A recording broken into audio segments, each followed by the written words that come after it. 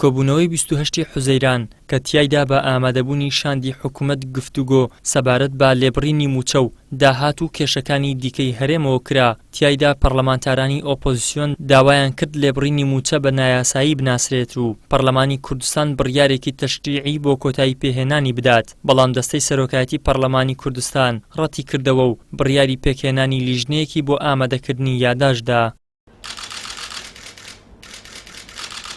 هەرسێ لیژنەی وزە و سامانە سروشتیەکان و دارایی و ئابووری و یاسایی بۆ ئامادەکردنی یادداشتەکە و جێکردنەوەی داواکاری پەرلەمانتاران تیایدا ڕاستپێردران. سەرۆکی لیژنەی وزە و سامانە سروشتیەکانیش دەڵێت ئەگەر حکوومەت پێیوەست بێت بەو یادداشتەوە ئەوە بڕی داهاتی پێویست بۆ موچە بە زیادەوە کۆ دەبێتەوە.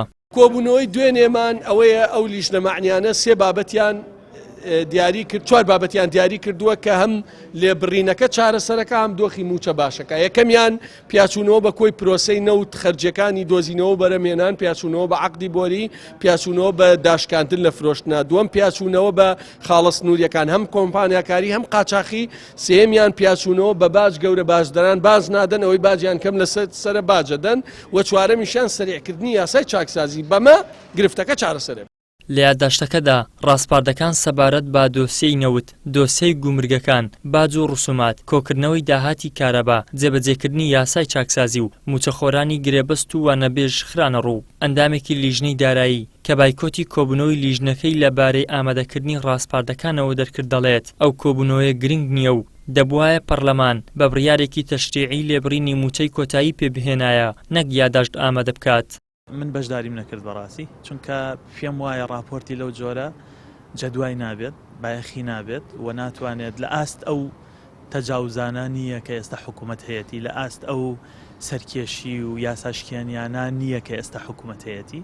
پێم وایە پەرلەمانە بێ بە قووەتەوە بە هێزەوە دەرکەوێ و بێ بیسەلمێنێ کە باڵاترین دەسەڵاتە کە ئەرکی چاودێریە بینێ بەسەر حکوومەتەوە و ئەرکی چاودێریە بینێ لە جێبەجێکردنی یاساکان و بیسەلمێنێ ئەتوانێت حکوومەتێک کابینەیەک پابندکە کە لە پەرلەمانەوە متمانەی وەرگرتووە.